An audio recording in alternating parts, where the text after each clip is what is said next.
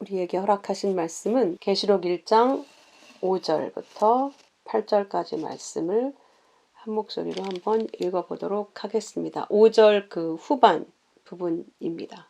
시작. 우리를 사랑하사 그의 피로 우리 죄에서 우리를 해방하시고 그의 아버지 하나님을 위하여 우리를 나라와 제사장으로 삼으신 그에게 영광과 능력이 세세토록 있기를 원하노라. 아멘. 볼지어다 그가 구름을 타고 오시리라. 각 사람의 눈이 그를 보겠고 그를 찌른 자들도 볼 것이요 땅에 있는 모든 족속이 그로 말미암아 애곡하리니 그러하리라. 아멘. 주 하나님이 이르시되 나는 알파와 오메가라. 이제도 있고 전에도 있었고 장차 올 자요 전능한 자라 하시더라. 아멘. 우리 지난 시간은 성부 하나님, 성령 하나님, 그리고 성자 하나님으로 말미암아 그 성자 하나님 예수께서 충성된, 그 충성되는 믿음이라는 뜻이죠.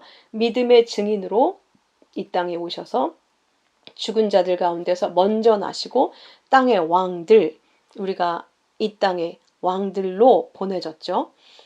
그 왕들의 머리가 되신 예수 그리스도로 말미암아 은혜와 평강이 너희에게 있기를 바란다 라고 축복하고 오늘 이 본문이 이어져서 시작되는 것입니다. 자, 그렇게 우리를 사랑하사로 시작되죠. 은혜와 평강을 선언하고 우리를 사랑하사 그의 피로 우리 죄에서 우리를 해방하시고 이렇게 이어지고 있습니다. 우리를 사랑하사 하나님이 우리를 사랑하신다는 것을 우리는 어떻게 느끼고 있을까요? 여러분은 어떻게 하나님이 나를 사랑하신다는 것을 체감하고 있습니까? 여러분은 그게 피부로 느껴지십니까? 우리는 자칫 하나님이 우리를 사랑하신다는 걸 나를 힘든 거에서 벗어나게 해주고 내 모든 기도를 다 들어주시고 내가 원하는 대로 이끌어주시고 인도해주시는 그런 걸 사랑이라고 혹시 생각하고 있지 않은지 모르겠습니다. 저도 옛날에 그렇게 생각했었어요. 그래서 모든 어려움을 다 하나님이 해결해 주시고 나를 힘들지 않게 해주시고 병도 고쳐주시고 아픈 것도 치료해 주시고 내가 원하는 것도 이루어 주시고 그게 아버지의 사랑인 줄 알았단 말이죠. 그런데 오늘 그렇게 말씀하시지 않죠. 우리를 사랑하사 어떻게 사랑하셨는가? 그의 피로 우리 죄에서 우리를 해방하시고 그러니까 우리를 사랑하는 표현이 자기의 피로 죄에서 우리를 해방시키신 게 사랑이라고 말씀하고 있는 것입니다. 자, 그러니까 예수님께서 말씀하시는 그 사랑, 하나님의 사랑은 피는 육체의 생명이라고 했잖아요. 목숨을 내어주는 사랑, 자기 자신의 모든 것을 내어주는 사랑, 그것을 사랑이라고 하지 우리가 생각하는 인간적인 우리가 원하는 대로 다 들어주고 해주고 우리가 올바른 부모만 돼도 자식이 원하는 걸 다 들어주면 큰일 난다는 걸 압니다. 그럼에도 불구하고 우리는 하나님의 사랑이 그런 거였으면 좋겠어요. 뗐으면 우리가 원하는 걸 다 들어주고 내가 사고 친 것도 다 해결해주고 아픈 것도 다 낫게 해주고 이렇게 사랑해 주시기를 바라잖아요. 그런데 하나님의 사랑은 그게 아니라는 거예요. 그런 것들은 이 땅에서 또 있어질 수 있는 일이고 그런 것들이 우리에게 생명을 줄 수가 없는 것이기 때문에 하나님의 사랑은 우리에게 생명을 주시는 게 사랑이라는 거죠. 그래서 그의 피로 우리 죄에서 우리를 해방시키시는 게 사랑이다. 그러니까 하나님이 우리를 가장 안타깝게 여기시는 건 우리가 죄에 묶여있는 거라는 뜻이 되는 거죠. 거기에서 해방시켜 주시는 게 하나님의 사랑을 가장 온전하게 표현하는 것이라고 지금 가르쳐주고 있는 겁니다. 우리가 진짜 힘들고 고통스러운 건 죄에 묶여있기 때문이잖아요. 우리가 육에 묶여있기 때문이죠. 우리가 여전히 선악 판단의 주인이 돼서 내가 원치 않는 걸 악으로 상정해놓고 내가 원치 않는 일이 일어나면 나쁜 것, 큰일 난 것이라고 생각해서 그거를 어떻게든 해결하려고 그것 때문에 금식 기도까지 하면서 내가 원하는 대로 내가 생각하는 그 선을 내가 소유하려고 하는 데에서 오는 그게 우리를 고통스럽게 하지 않습니까?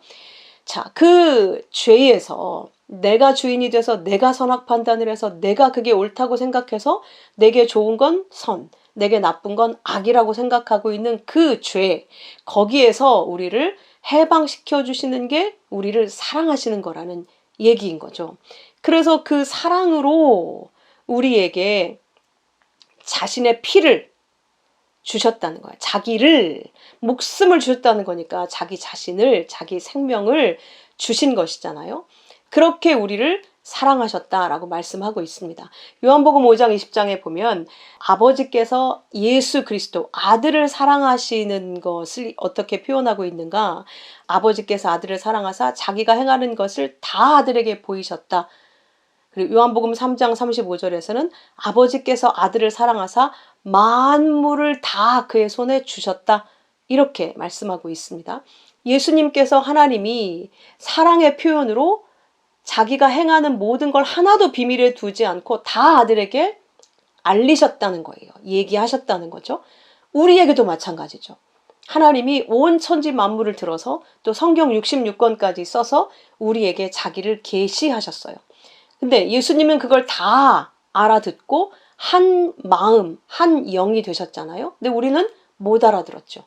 그리고 만물을 다 예수님께 주셨죠. 우리에게도 이 땅에 보내시면서 이 땅을 정복하고 다스려라 라고 세상을 다스리는 왕으로 보내셨는데 우리가 그 왕 노릇을 하고 있습니까? 그렇지 않죠. 오히려 노예가 돼서 돈에, 노예 자기 육적 욕망에, 노예 문명에, 노예 자식에, 노예 성공에, 노예 이런 모든 것들에게 지배당하여서 우리가 살고 있지 않습니까? 예수님은 그 모든 걸 이기고 물 위에 서서 하나님과 하나가 되어서 모든 것을 다스리는 왕으로 서셨는데 우리는 그렇지 못하더라는 것이죠. 그래서 그 묶여있는 것에서 그 노예로 살고 있는 것에서 죄의 묶임에서 풀어주시기 위해서 모든 계시를 알아듣고 이 땅에서 다시 왕 노릇하게 하기 위해서 그 맏아들 예수 그리스도를 우리에게 보내셨다는 것이죠. 그 예수님을 통해서라야만 우리가 하나님의 계시를 알아볼 수 있고 알아들을 수 있고 그 말씀을 알아듣고 내가 깨달아 갖게 되면 이 땅에 더 이상 종노릇하지 않게 되기 때문에 우리가 왕들로 아버지의 뜻대로 설 수 있는 것이죠. 그래서 그것이 곧 우리에 대한 아버지의 사랑이다라고 말씀하고 있는 겁니다. 그러니까 하나님의 사랑은 우리가 다른 걸로는 감지할 수가 없어요. 예수 그리스도 그 독생자를 보내셔서 자신의 말을 알아듣고 이 땅에 왕 노릇하게 하시는 것, 나는 부인당하지만 하나님의 말씀으로 이 땅을 정복하게 하시는 것, 그걸 통해서 하나님의 사랑을 우리가 확실하게 알 수 있다는 것이죠. 그게 안 되면 절대로 하나님의 사랑은 감지되지 않는다는 거죠. 그래서 이렇게 반복해서 말씀하십니다. 요한복음 3장 16절부터 하나님이 세상을 이처럼 사랑하사 독생자를 주셨으니, 그러니까 하나님의 사랑은 독생자를 주신 것으로 사랑했다. 왜? 그래야 그 말씀을 알아들어서 영생을 얻으니까. 그래야 우리가 멸망하지 않으니까. 그래서 갈라디아서에도 그리스도께서 하나님 곧 우리 아버지의 뜻을 따라 이 악한 세대에서 우리를 건져내시려고 자기 몸을 주셨으니 그렇게 말씀하시죠? 자, 자기 몸을 주셔서 자기 몸을 먹이로 주셔서 우리를 죄에서 살려내시는 것이 아버지의 뜻이었다는 거예요. 그래서 오셨다. 그러니까 하나님의 사랑은 아들을 주시는 것으로 나타나고 있다. 그러니까 아들을 주신 사랑을 우리가 알아먹지 못하면 절대 우리는 하나님의 사랑을 이해할 수 없습니다.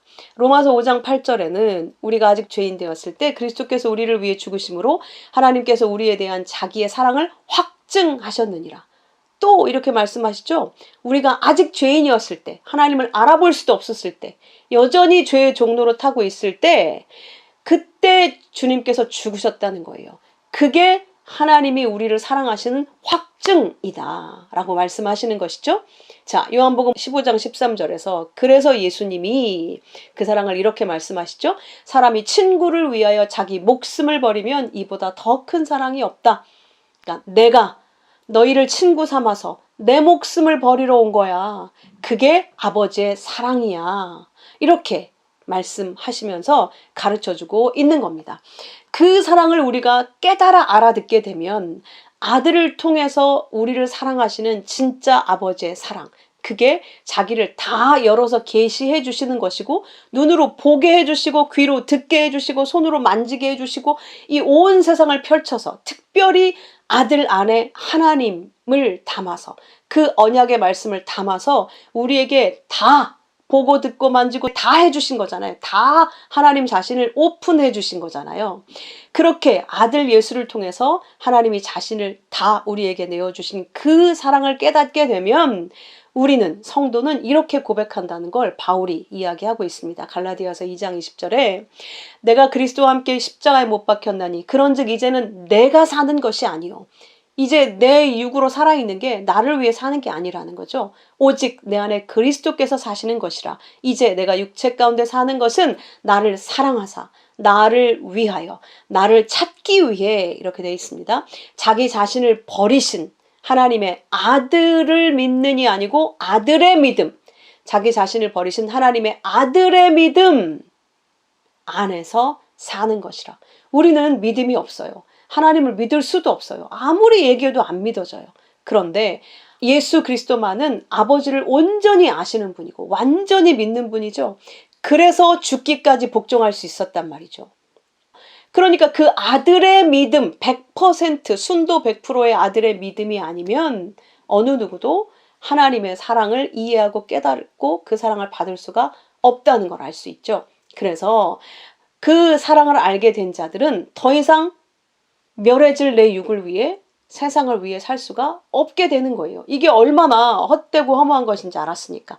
진짜 사랑은 이 세상에 나를 위해 줄 수 있는 게 아니라, 내 육의 가족도 나에게 줄 수 있는 게 아니라, 오직 나를 창조하시고 자기 아들을 통해 자기를 내어주신 그 하나님의 사랑을 받아서 내가 살게 되는 거니까. 그 사랑만 있으면 무서울 게 없고 부러울 게 없고 슬플 게 없고 아플 게 없고 억울할 게 없어요. 그렇죠? 아무것도 내가 선악을 판단할 일이 없어요. 그게 진짜 안식이잖아요. 아무것도 내가 이거 해야 되나 저거 해야 되나, 이걸 선택해야 되나 저걸 선택해야 되나, 이렇게 하면 어떡하지, 저렇게 해서 잘못되면 어떡하지. 우리는 매일 그 고민과 고통에 사로잡혀서 힘들고 고통스럽지 않습니까?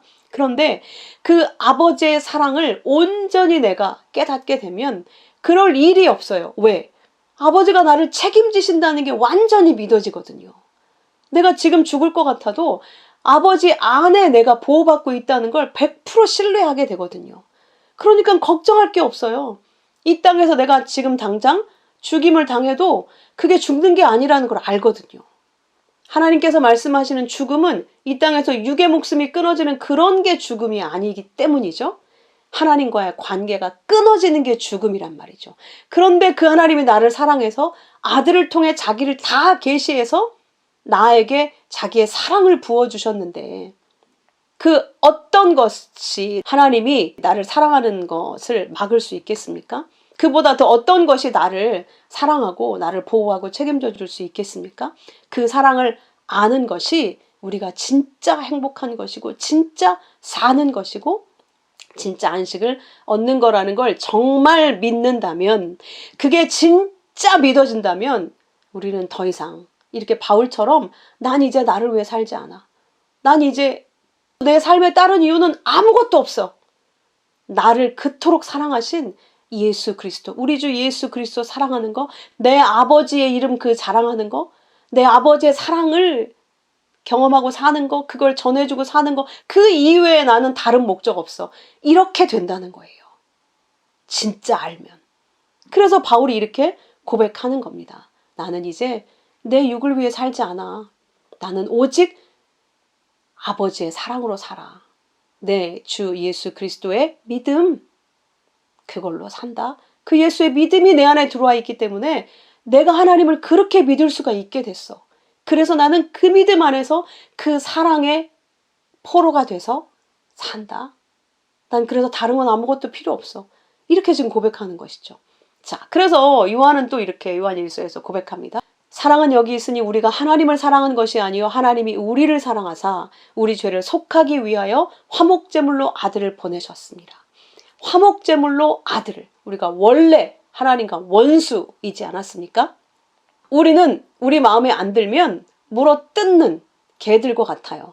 강영욱 씨를 그 개를 조련할 때 보니까 주인이 머리 위에 손이 올라가면 완전히 물어뜯어서 상처가 어마어마하게 났더라고요. 그리고 7명이나 물어뜯은 일이 있어서 모든 사람이 안락사시키라고 했는데 이 주인은 얘가 내 자식과 같은 거예요. 내 자식인 거예요. 개임에도 불구하고. 그래서 절대 죽일 수가 없는 거예요. 얘가 죽으면 나도 죽는다는 생각이 드는 거예요. 그래서 그 조련사에게 부탁을 했는데 그 조련사도 가서 그 상황이 너무 심각한 걸 보고 조련해서 당장은 순종적인 개가 되긴 했지만 언제 또 그 야성의 본능, 이리와 똑같은 그런 야생성을 갖고 있다 하더라고요. 언제 그 본성이 튀어나올지 모른다는 거예요. 그래서 지금까지 그런 개를 가지고 있는 자들에게는 전부 미안하지만 안락사 시키라고 그렇게 권유했는데 이분한테는 도저히 그럴 수가 없더라는 거예요. 오히려 그분한테 감동을 받은 거예요. 이 사람이 처음으로. 이토록 자기 자식처럼 사랑하는, 나는 물어 뜯겨도 괜찮다는 거예요. 사람들이 잠잘 때 물어 뜯어서 너 죽으면 어떡하냐 이렇게 얘기해도 그렇게 해서 죽어도 자기는 괜찮다는 거예요. 그만큼 얘를 사랑하는 거예요. 우리가 그렇게 내 마음에 안 들면, 내 마음대로 안 되면 언제든 이렇게 주인을 물어뜯는 개와 같지 않습니까? 그래서 안락사 시켜야 마땅한데 그런 우리를 왜 자식 삼겠다고 그렇게 화목 제물로 예수님까지 보내셔서 자기를 다 드러내셔서 내가 너를 어떻게 사랑하시는지를 가르치셔야 되냐는 거죠. 도대체 우리가 뭐라고? 먼지인데, 개들보다 못한데, 아무리 하나님이 사랑을 얘기해줘도 또 나만을 위해서 사는 그런 정말 불가능한, 아무리 경고를 해도 소용이 없고 아무리 얘기를 해도 나를 사랑하는 거기에서 벗어날 수가 없는데 왜 그런 우리를 안 죽이고 안락사 시키지 않고 끝까지 내가 너 때문에 죽어도 괜찮다. 그래서 죽으셨잖아요, 진짜. 그런 사람을 통해서 우리에 대한 아버지의 사랑을 보여주시는 거예요. 우리는 그게 보이는 거죠, 그 일을 통해서. 그런 아버지의 마음을 아시는 예수님께서 그 마음을 안고 이 땅에 우리에게 오신 거죠. 그래서 우리 안에 오셔서 내가 아버지와 하나 된 것처럼 너희를 아버지와 하나 되게 하겠다. 그 약속을 요한복음 17장의 중보로 기도하신 거예요. 내가 그들 안에 있고 아버지께서 내 안에 계셔서 그들로 온전함을 이루어 하나 되게 하려 함은 아버지께서 나를 보내신 것과 또 나를 사랑하심 같이 그들도 사랑하신 것을 너희로 알게 하려 함이다. 예수님께서 이 땅에 오신 목적은 딱 하나밖에 없어요. 어떻게 하면 나를 다 바쳐서 내 목숨을 바쳐서 아버지가 너희를 이렇게 사랑하고 있으니 다른 데로 향해 있는 니네 마음을 아버지께 돌이켜라. 그래야 너희가 진짜 만족하고 진짜 행복하고 진짜 안식하면서 걱정 없이 그 아버지의 사랑 안에서 아기처럼 행복하게 살 수 있어. 그것만 행복을 줄 수 있어 너희에게. 이걸 가르치시려고 기꺼이 피를 흘리신 거예요. 그 피 흘림, 우리가 너무 무시무시하게 생각하는 완전히 피를 쏟는 그 정도는 돼야 우리가 우와 이렇게 목숨을 바치는 사랑, 그게 우리를 위해 주어졌다는 거야? 이렇게 알아먹을 수 있으니까 그런 것까지 사실은 그게 우리에게 말씀으로 하나님을 계시하셔서 사랑을 주신, 그게 바로 하나님이기를 포기하고 우리와 같은 자가 되어서 우리를 구하셨다는 것을 드러내는 그런 표이지 않습니까? 그래서 히브리서 9장에도 첫 언약부터, 율법의 언약부터 첫 언약도 피 없이 세운 것이 없나니 율법대로 모든 계명을 온 백성에게 말한 후에 그 말을 내가 반드시 지키기 위해서 이렇게 나를 죽여서 너희에게 준 언약을 이루고야 말 거야 라는 걸 가르치려고 송아지와 염소의 피 및 물과 붉은 양털과 우슬초를 취하여 그 두루마리와 온 백성에게 뿌리며 이는 하나님이 너희에게 명하신 언약의 피라 하고 또 이와 같이 피를 장막과 섬기는 쓰는 모든 그릇에 뿌렸느니라. 그러니까 그 피가 뿌려지지 않으면 그 어떤 것도 하나님 앞에서 정결하게 받쳐질 수가 없기 때문에 그냥 그 자리에서 무너져서 멸망해서 죽어버리는 거예요. 그러니까 그것이 하나님 앞에서 받아들여지려면 그 피가 뿌려지도록 그렇게 모형으로 보이셨다는 거죠. 그래서 율법을 따라 거의 모든 것이 피로써 정결케 되나니 피 흘림이 없은즉 사함이 없느니라. 그래서 이 피 흘림을 통해서 우리에게 하나님이 우리를 어떻게 사랑하시는지를 가르쳐 주신 거예요. 이 땅에서 제일 소중한 게 우리의 육의 목숨이니까 그걸로 설명해 줘야만 우리가 알아먹으니까 예수님을 육으로 보내서 그 목숨을 끊어내서 피를 다 쏟아서 내가 너희를 이렇게 사랑한다고 설명해 주신 거란 말이죠.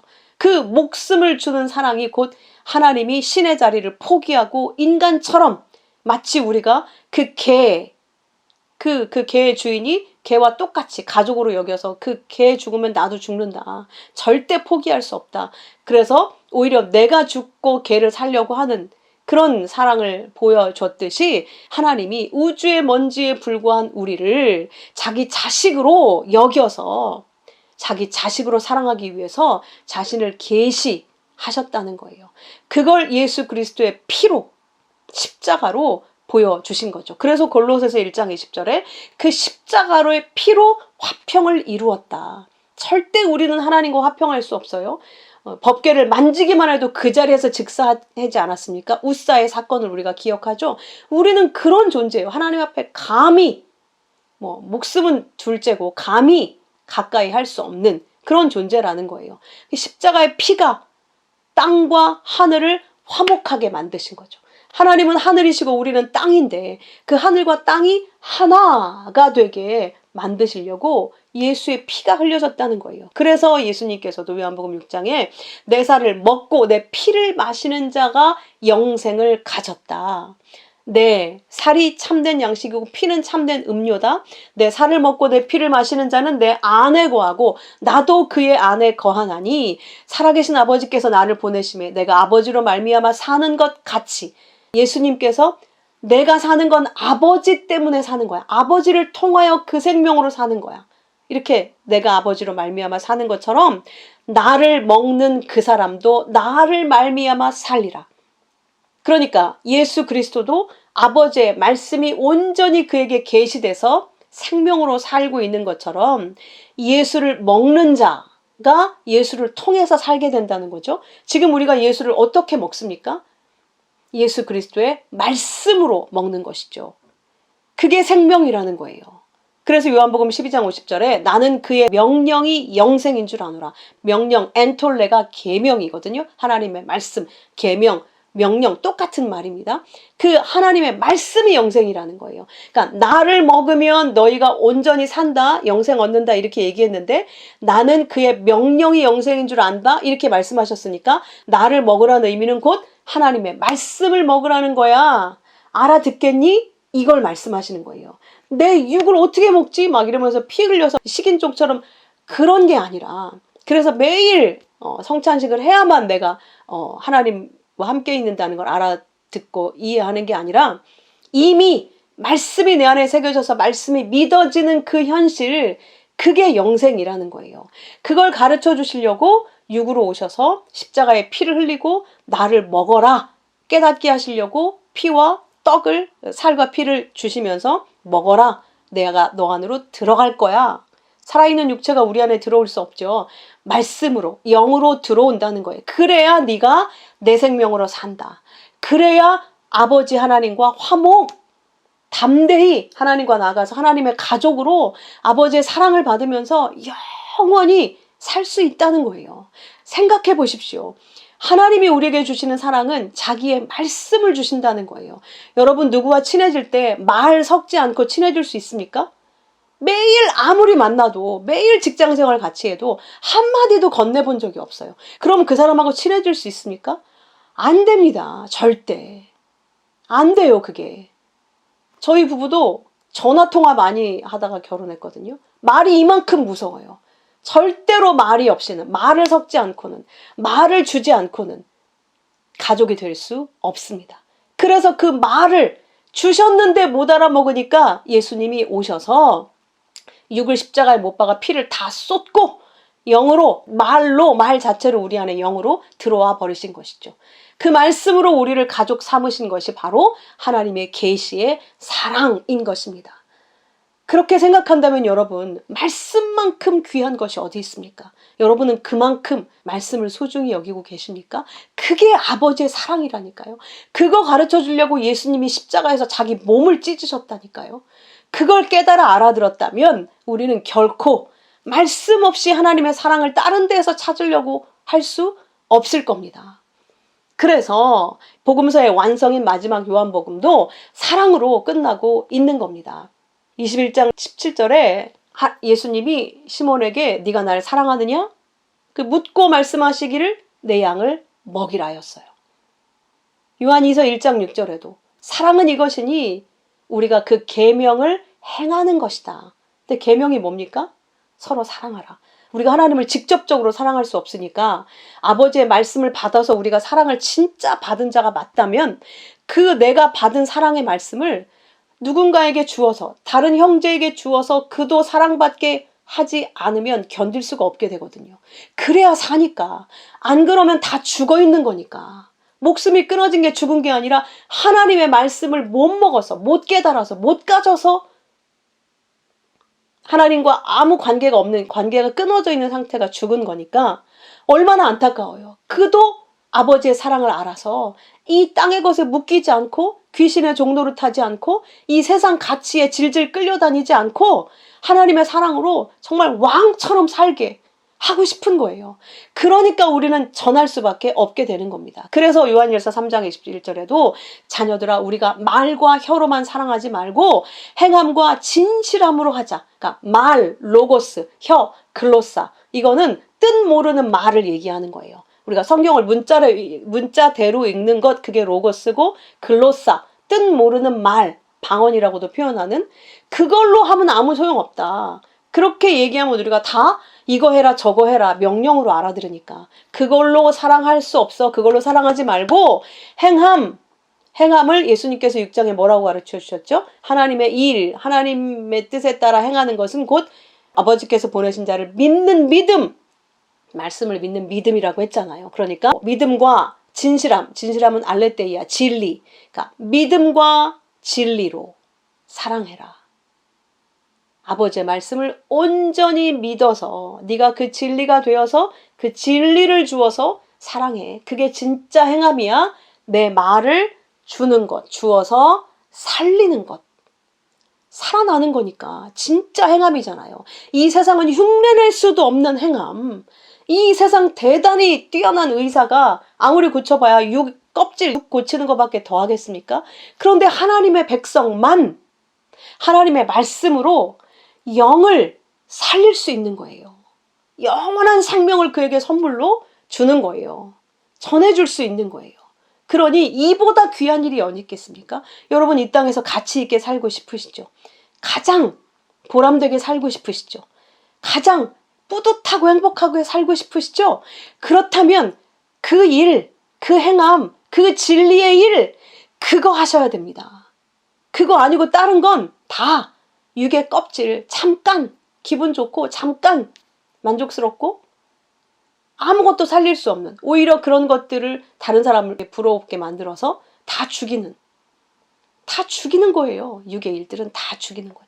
결과적으로 따지면 다 인간은 아무것도 살리는 걸 생산해낼 수 없습니다. 그걸 안다면 우리는 절대 하나님의 그 말씀의 행함으로 살 수밖에 없다는 거예요. 그것만큼 귀한 게 없으니까.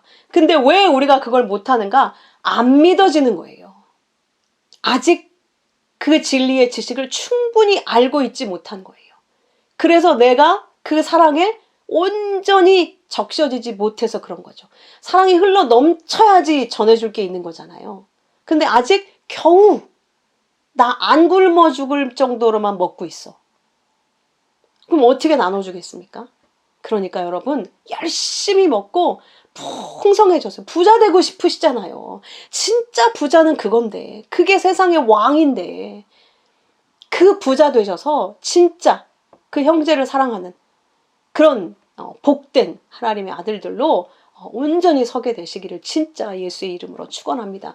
요한일서 3장 10절에 그래서 하나님의 자녀들과 마귀의 자녀들이 이제 구분이 될 텐데, 의를 행치 않는 자, 그 형제를 사랑하지 않는 자는 하나님께 속한 게 아니다 라고 단언해서 이야기하고 있습니다. 이 세상이나 세상에 있는 것들을 사랑하면 아버지의 사랑이 너희 안에 없는 거야 라고 단언해서 얘기하고 있습니다. 야고보서 4장 4절에 이 세상과 벗된 것이 하나님과 원수되는 거야. 그게 간음이야. 세상과 벗되고자 하는 자는 스스로 하나님과 원수되는 거다. 이렇게까지 강조해서 얘기하는데에도 우리는 돌아서면 또 세상을 향해서 더 세상에 대해서 알고 싶어서 또 더 내 안의 부족함을 세상의 것으로 채우려고 또 달려가고 있지 않습니까? 진짜 방법이 없어요. 방법이. 거기에서 우리가 돌이키려고 아무리 애써봤자 안 됩니다. 방법은 딱 하나예요. 날마다 그 양식을 충분히 먹는 것, 그 이외엔 방법이 없어요.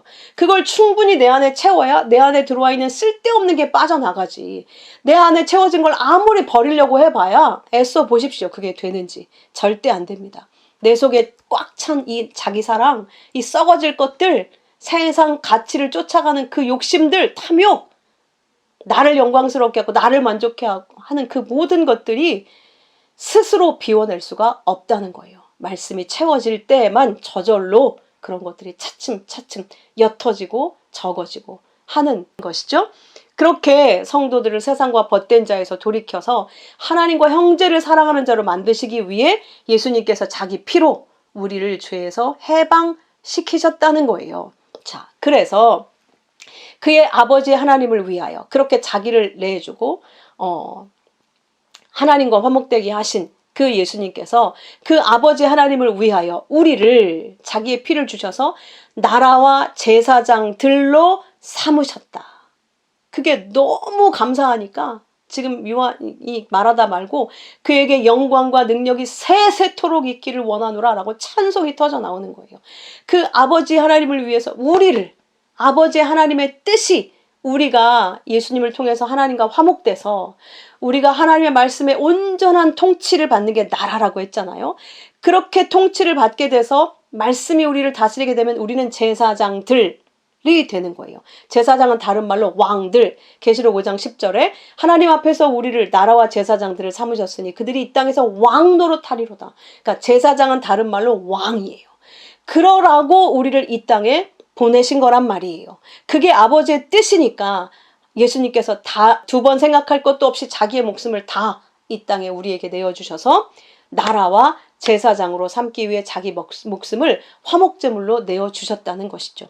그렇게 돼야 창세로부터 우리에게 명령하신 너희는 생육 번성 충만해서 땅을 정복해라. 이 땅의 모든 만물을 다스려라가 이루어지게 되니까요. 하나님의 말씀은 반드시 이루어지게 돼 있잖아요. 그럼 우리한테 그게 나타나야 된단 말입니다. 안 나타나면 하나님이 거짓말을 하시던가 아니면 우리가 하나님을 믿을 수가 없게 되는 거죠. 그게 안 나타나면 하나님은 거짓말장애가 되는 거죠. 우리에게 안 나타난다면 우리가 하나님의 백성이 아닌 거죠. 둘 중에 하나란 말입니다. 그런데 하나님은 거짓일 수 없으니까 우리가 하나님 백성이 아니라는 결과가 되어지게 되는 것이죠. 그 말씀이 우리에게 안 나타나면. 그래서 베드로가 이렇게 얘기합니다. 너희는 택하신 족속이고 왕같은 제사장이고 거룩한 나라고 그 소유가 된 백성이니 이는 너희를 어두운 데서 불러내서 기이한 빛 하나님 안으로 그 생명으로 들어가게 하신 이의 아름다운 덕. 그게 뭡니까? 구원의 은혜. 그것을 선포하게 하려고 우리를 구별해서 왕으로 세우셨다는 거예요. 그러면 우리가 당연히 그 왕으로 구별된 자로 이 땅에서 살아야겠죠. 계시록 20장 6절. 이 첫째 부활에 참여하는 자들은 복이 있고 거룩하도다. 첫째 부활, 성령이 우리 안에 오셔서 거듭나는 그 첫째 부활. 그래서 이들은 둘째 사망이 그들을 다스리는 권세가 없어요. 그래서 우리는 멸망에 떨어지지 않아요. 도리어 그들이 하나님과 그리스도의 제사장이 되어 1000년 동안 그리스도와 더불어 왕노릇하리라. 그 말은 예수님이 오셔서 성령으로 말미암아 우리 가운데 오신 그때부터 1000년의 통치가 시작됐다는 거예요. 우리는 죽음이 없으니까. 반면 세상은 자기들의 성공과 공로 이것들을 자랑하느라고 정신이 없고 그것 때문에 경쟁과 다툼이 끝이 없고 전쟁이 끝이 없고 이 살인의 지옥에서 못 빠져나오고 있는데 우리를 거기에서 꺼내서 오직 아버지의 은혜와 사랑, 그 구원의 아름다운 덕을 노래하고 감사하면서 서로를 그 진리로 사랑하는 천국을 이 땅에서 살게 하셨다는 거예요. 할 거라는 게 아니고, 그렇게 천국을 사는 자들이 바로 하나님의 아들을 통해서 그 계시, 하나님의 아들을 통한 계시로 사랑을 받은 자다. 그들이 바로 성도다 라고 말씀하고 있는 거예요.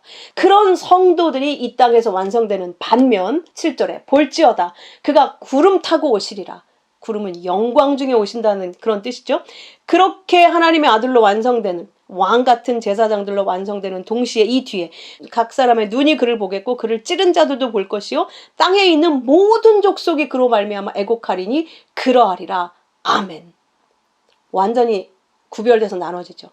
왕 같은 제사장들로 영원히 1000년 동안 왕 노릇하는 자기 백성들 완성.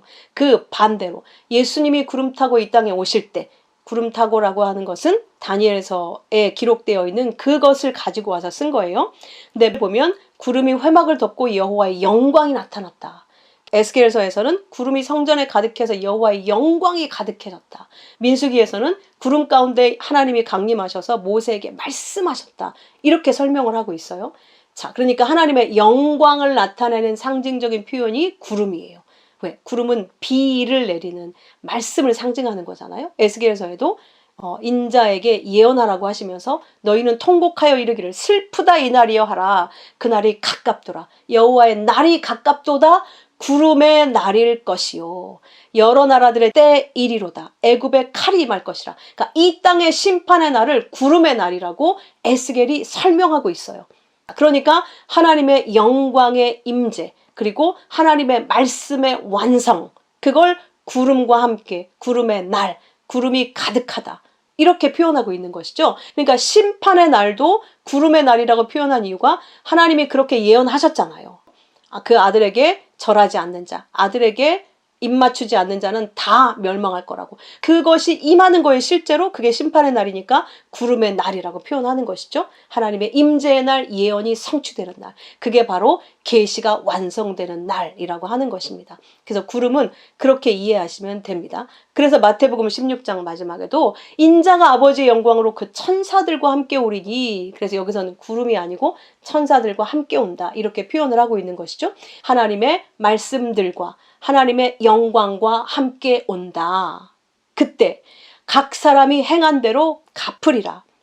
믿음으로 행한 자, 율법으로 행한 자, 어떻게 행했느냐에 따라서 갚아주겠다는 거예요. 그래서 진실로 너희에게 이르노니 여기 서 있는 사람 중 죽기 전에 인자가 그 왕권을 가지고 오는 걸 볼 자들이 있다. 그러니까 이거는 잘못된 번역이라고 했죠.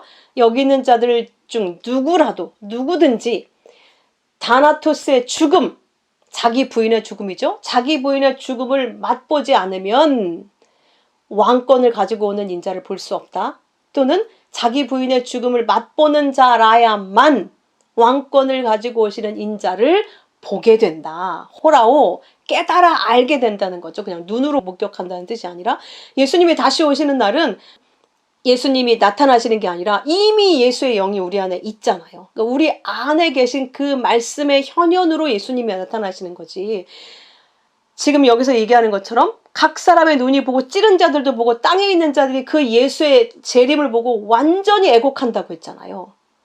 그들에게 나타나듯이 몰랐던 존재, 내 안에 있지 않은 어떤 존재가 나타나서 우리가 예수님 만나는 게 아니란 말이죠. 여기서 우리는 예수와 함께 완전히 연합돼서 아버지의 영광 가운데 들려 올라가게 되어지고 나머지 하나님을 무시하고 부인하고 예수 그리스도를 부인하는 그 아들에게 입맞추지 않고 자기들이 왕이 되어 산 이 땅의 모든 자들은 애곡하게 될 것이다. 그날이 바로 구름의 날, 심판의 날이다 라고 말씀하고 있는 것이죠. 모든 족속이 내 백성은 왕들로 1000년 왕 노릇하는 자로 완성. 반면 예수님의 재림을 기점으로 모든 이 땅에 하나님을 왕으로 섬기기 싫어하는, 하나님이 왕된 것을 너무 싫어하는, 그래서 지들이 끝까지 왕이 돼서 살려고 하는 이 땅의 주인 노릇을 하고 주인공 노릇을 하고 왕 노릇한 자들,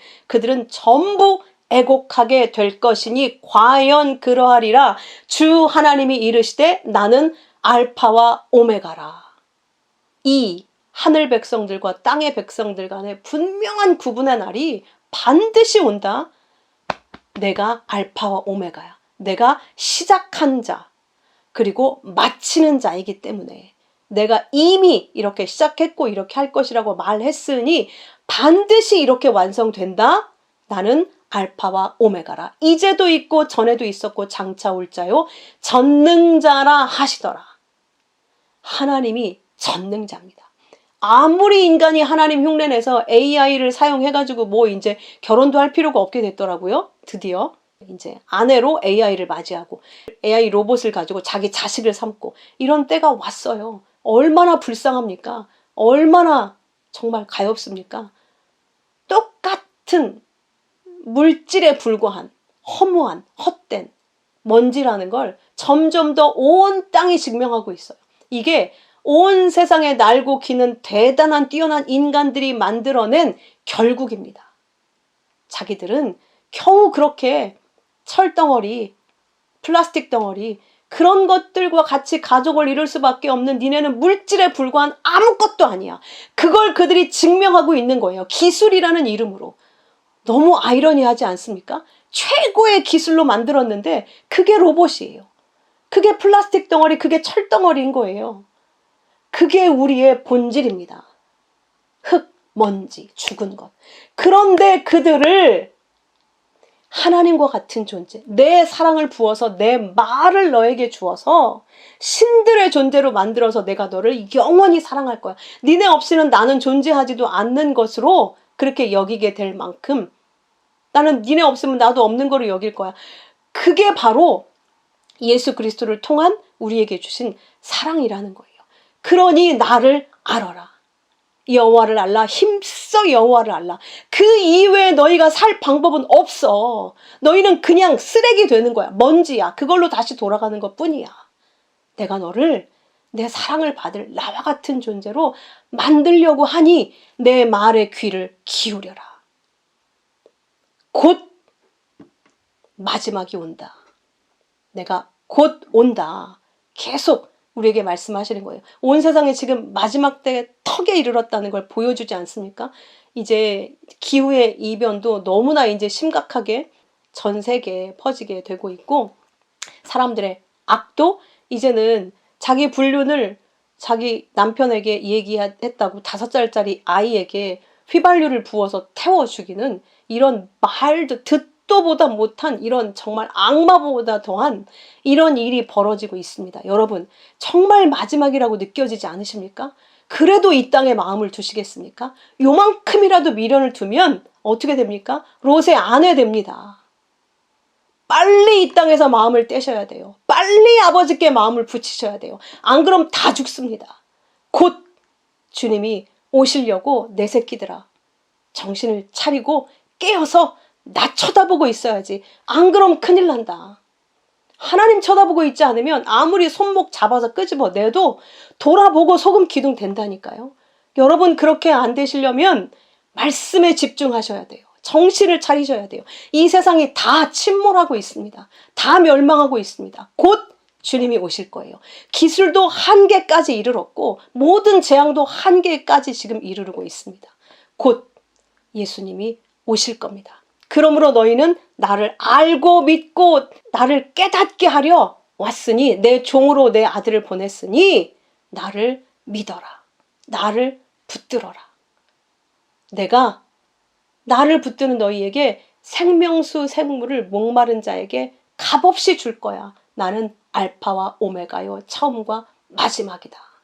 내가 너희를 생수로 주어서 살릴 거야. 내가 너희에게 내 말을 생수로 주어 사랑하겠다. 이것이 바로 하나님의 계시의 사랑입니다. 아버지 하나님의 사랑은 아들을 통해 자신을 드러낸 그 계시의 사랑을 의미합니다. 예수 그리스도를 통해서 보여주신 아버지의 비밀의 계시를 여러분은 사랑으로 다 받았습니까? 네, 그걸 받았다면 우리는 왕으로 오늘 살고 있는 겁니다. 그들이 바로 진짜 왕들이며 하늘의 아들들입니다. 함께 기도하겠습니다.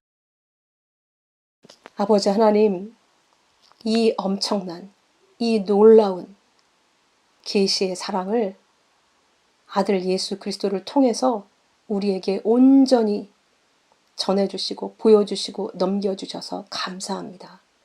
이제 이 모든 것을 알았으니 우리 마음에 신비에 새겨져서 더 이상 헛된 것에 마음 두지 않고 오직 아버지의 사랑을 더욱 알아가는 데에 마음을 두게 하시고 그 말씀을 더욱 귀히 여겨 그 말씀 안에서 내가 왕노릇하는 그 하나님 아들로서의 삶, 왕으로서의 삶을 더욱 소망하도록 인도해 주시옵소서. 귀하신 예수 그리스도의 이름으로 감사하며 기도하옵나이다. 아멘.